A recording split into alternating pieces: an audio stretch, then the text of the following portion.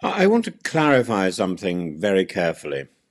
Drawing on the context of Sarah Vine's piece today in the Daily Mail and Ian Wilson's piece yesterday, also in the Daily Mail, and my central claim is quite subtle and entirely reasonable. Saying Meghan helped Harry pour salt on the wound is not the same as claiming that Harry is the cause of the wound.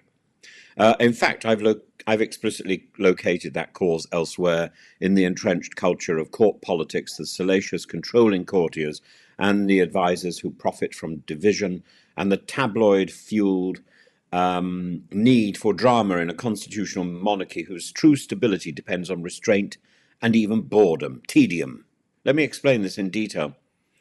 Distinguishing proximate and root causes is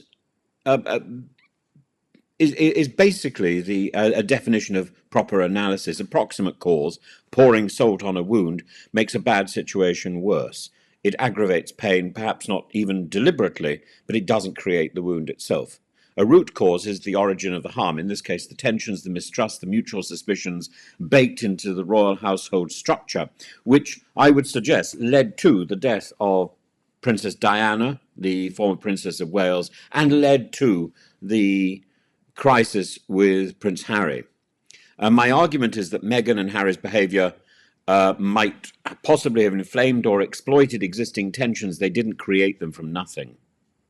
And the culture of palace advisors who play factions against one another, who leak damaging stories, and the police access to the monarch and the heir that they manage, they are policing this extraordinary environment, this extraordinary atmosphere. It is managed by these courtiers. And it's a familiar feature of the monarchical system, a bureaucracy that survives by cultivating dependency, suspicion, and court intrigue. And far from being a purely modern problem, it's a historically entrenched feature that persists even in a constitutional monarchy, and certainly in an absolute monarchy, though it's generally hidden from view. And in this crisis, those courtiers didn't diffuse Harry and William's estrangement, they arguably cultivated it. They arguably cultivated it, rewarding those who breathed most effectively against the other side. And the British monarchy has learned to survive on a diet of polite boredom. Scandal, however, sells papers, gains clicks, and draws attention. Dull constitutional work does not. And the tabloid industry, therefore, rewards palace insiders who offer drama, scandal, betrayal, and personal detail. This is the system that made the wound in the first place. By feeding factional rivalry to the press, normal family tensions were turned into public warfare. And more than that, Prince Harry is the person in the royal family who has correctly identified that problem and taken the tabloids to the to court. He has challenged the problem at its root cause. And in this environment, of course, Harry and Meghan's interviews and revelations were incendiary, but they were also reactive. Pouring salt on a wound is an apt metaphor. Their complaints and accusations were broadcast globally, humiliating the institution and making reconciliation harder. And to add to the problem, of course, before going on that opera interview, they were produced, I think is the modern word. That's like a reality TV. What are you going to say? Are you sure you mean that? Why don't you say blah, blah, blah? And the constant tempting and teasing and pushing, if not by the bureaucrats in the palace, then by the people surrounding opera, to get a good story. So this doesn't mean they created the divisions. It means they chose to exploit and highlight them in a way that damaged the family's reputation. And the system of briefing and counter-briefing and tabloid obsession was already there. They simply used it in their own interest. There being opera and the coterie that surrounds Harry and Meghan.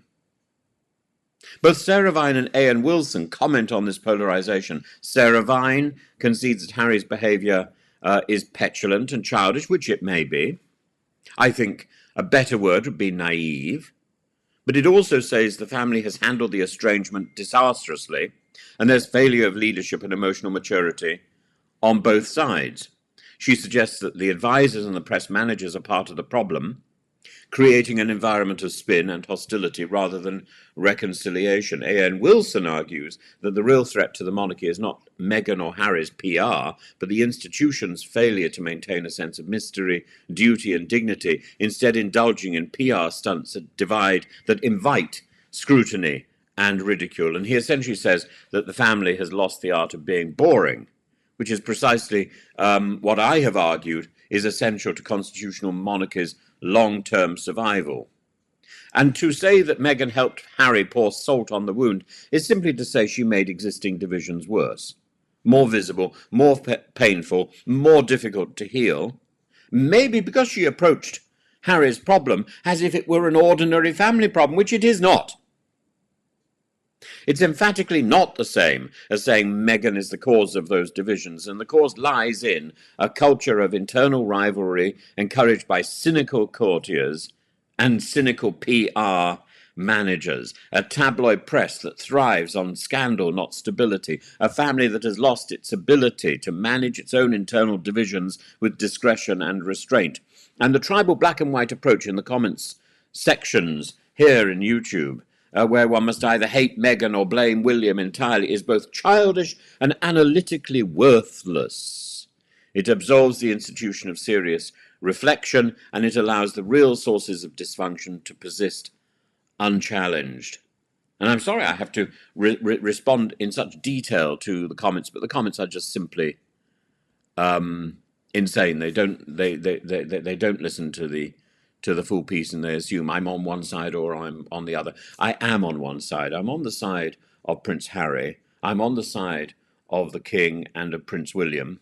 I'm on the side of some sort of stability. I'm actually on the side of Meghan as well. I am not on the side of the little people who are running around the place trying desperately to cause a scandal and drive up another headline.